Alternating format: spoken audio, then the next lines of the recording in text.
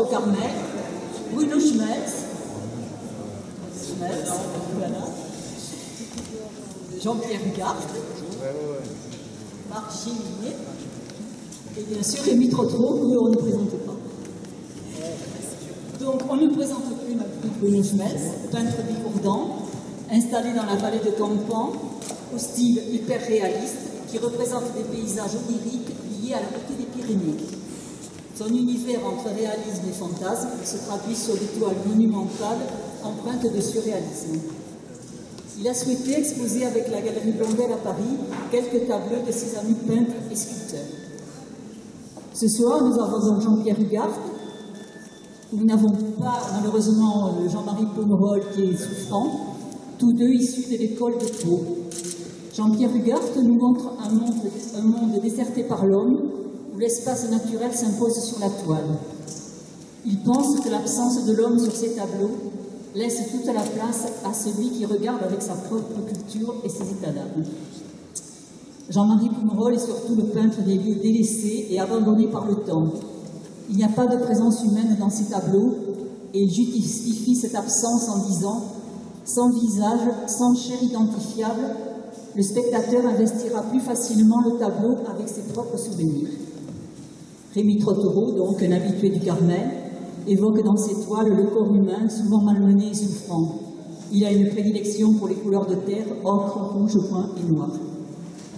Alors dans la nef, nous pouvons admirer Gérard Schlesser, peintre figuratif dont les toiles s'articulent autour du corps féminin.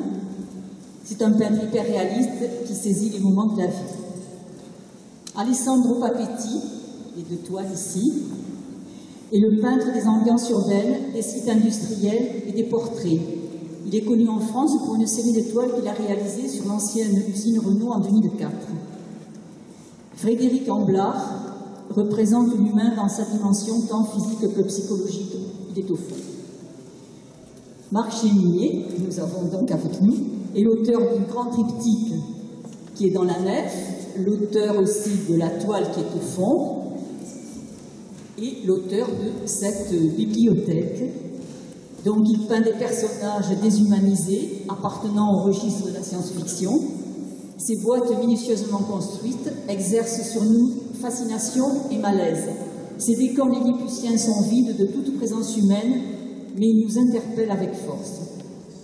Nous avons également dans la nef les œuvres de Thierry de Proust, ici à droite, dont la peinture minutieuse allie la rigueur de l'architecture et la puissance de l'imaginaire de l'artiste. Il nous transporte dans des cités rêvées.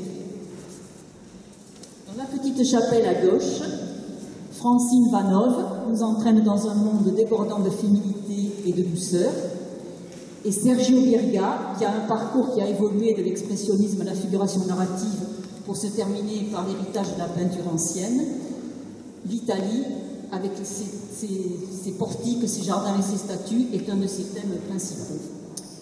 Dans la chapelle de droite, de gauche pour vous, nous avons Claude Yvel, qui est un artiste spécialiste du trompe-l'œil et qui est considéré comme l'un des maîtres français de l'hyperréalisme. Enfin, en haut, vous avez une sculpture en bois qui est accrochée sur le rideau. C'est Christian Renoncia, qui est un sculpteur français qui sculpte des objets dans le bois et qui, ces objets, imitent à merveille des matières comme des draps de laine, des cartons, du papier. Pour conclure, je reprendrai cette phrase de Bruno. La peinture, par son côté esthétique, doit inciter l'amateur à la réflexion et même, si possible, à la méditation.